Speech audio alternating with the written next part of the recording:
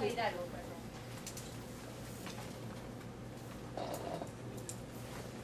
Así es, doctor, el ingeniero Delgado le va a preguntar. Muchas gracias. Doctor, las sentencias que usted ha presentado han sido calificadas como buenas y muy buenas. ¿Cómo hace usted sus sentencias? ¿Tiene un asistente que lo ayuda, conversa con él, las hace usted solo, está al día en estas sentencias?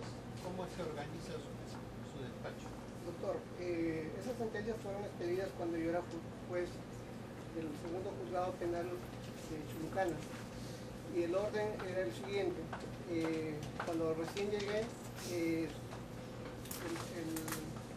la metodología de trabajo era que los secretarios daban cuenta, ponían a disposición el expediente y daban cuenta de su opinión en los casos en los que hubieran algunas anotaciones que ellos pudieran haber advertido irregularidad. Pero el tema del juzgamiento en absoluto dependía de mí, depende de mí, porque yo leí el expediente con las anotaciones que ellos pudieran haber hecho, yo leí el expediente totalmente y luego hacía el análisis y la evaluación correspondiente del caso. Su tesis de graduación fue el derecho consuetudinario de las comunidades campesinas. Así es. El artículo 149 de la Constitución. Efectivamente. ¿Usted cree que la Constitución desarrolla bien este derecho? Lo reconoce y yo creo que teniendo en cuenta las diferentes, la pluralidad cultural en la que nos desenvolvemos, donde hay distintas comunidades campesinas, donde las del sur no son iguales a las del norte, es necesario tener una ley que regule, como efectivamente lo señala la misma Constitución. Sin embargo, para efectos de la aplicación del propio derecho consuetudinario, no habría necesidad, sino más bien esa ley es una ley de coordinación entre la justicia ordinaria y la justicia comunal. De acuerdo, pero ¿qué límites tiene este derecho consuetudinario? El límite lo establece la propia Constitución. Primero, el territorio de la comunidad. Segundo, los derechos humanos. Y tercero, señala la propia ley. Perfecto. ¿Qué opina entonces usted de los sucesos de Bagua? Los sucesos de Bagua son una expresión justamente de la poca comprensión que se tiene de la pluralidad cultural en la que nos desenvolvemos, ¿no?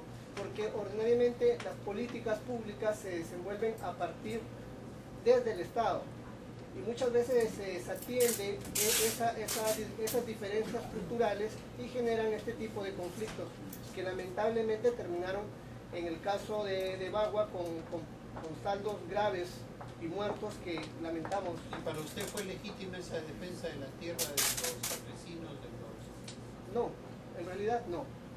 Porque si bien es cierto, ellos tienen derecho a la protesta, ninguna protesta puede justificar la afectación del derecho fundamental a la vida de las otras personas.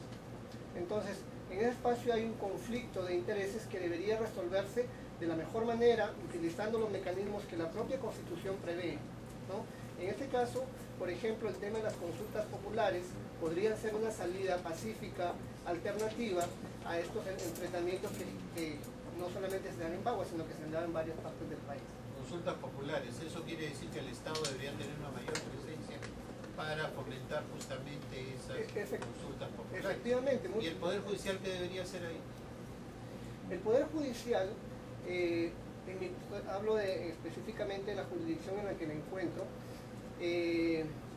Chulucanas, por ejemplo, tiene esparcidos por toda la Sierra Piurana jueces de paz. Pero no basta con eso, sino que los jueces tienen obligación moral de llegar a esos lugares y aprovechar esos espacios para hacer saber cuáles son los derechos y cuáles son las obligaciones de los ciudadanos. ¿Y lo hacen los jueces? En este momento existe, por ejemplo, el programa Umbral Anticorrupción, donde el Poder Judicial llega a los distintos caseríos aprovechando, por ejemplo, las fiestas populares, los aniversarios de los distritos, la capacidad que tienen los propios jueces para convocar a los ciudadanos para dirigirse a ellos y explicar temas de derecho. Entonces, es posible que a lo mejor que pudiera mejorar, es posible, porque, por ejemplo, si un juez o un fiscal... Pero eso lo harán en su lugar de donde usted trabaja, pero se hizo en Bagua. Desconozco Pero usted ha escrito sobre eso, sobre Bagua. sobre este hecho de los No, derechos la pregunta está referida al tema de mi tesis, y mi tesis fue sustentada en el año 2001. antes del Sí, así es. Sí. ¿Usted se ha preparado para la aplicación del nuevo Código Procesal Penal? Sí.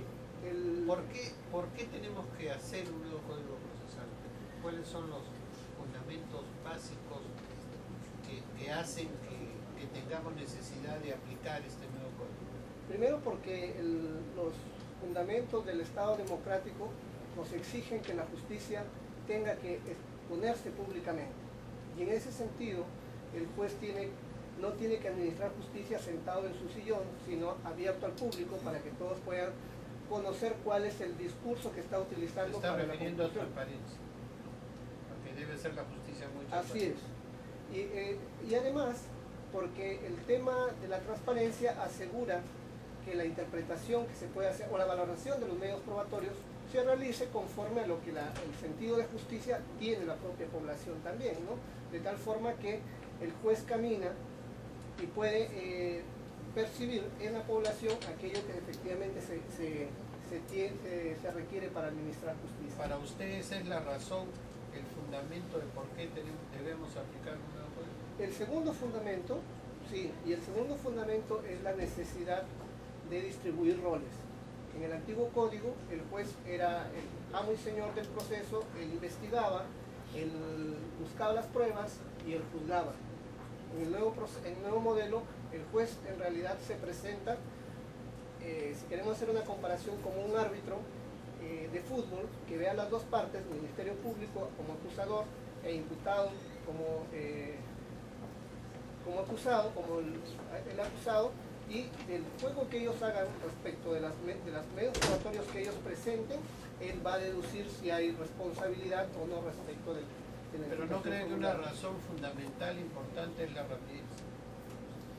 Sí, es también el tema de la rapidez también es un tema importante. De hecho, los nuevos procesos, por ejemplo, que ahorita en el momento en el que me encuentro, yo estoy desempeñándome como juez penal unipersonal, luego de haber sido capacitado por la Academia de la Magistratura, uno puede advertir que hay una rapidez enorme.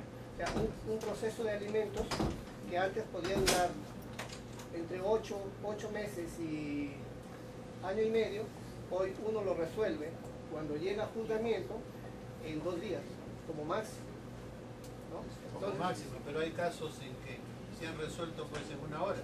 Así es, o sea, el Esa asunto creo que es una importante razón, porque cuando hay transparencia, la transparencia también tiene que ver con una disminución del tiempo. así es. Gracias. Sí, rápidamente, doctor, a ver, usted está en la cancha, como se dice. Hágame un alegato de apertura en cualquiera de los casos que usted plantee, haciendo el rol de fiscal.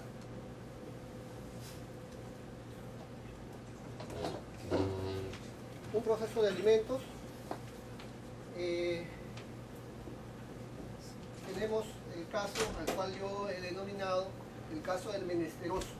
Juan Pérez es un joven de 36 años que dice no tener trabajo y que eso motiva en realidad el incumplimiento de sus obligaciones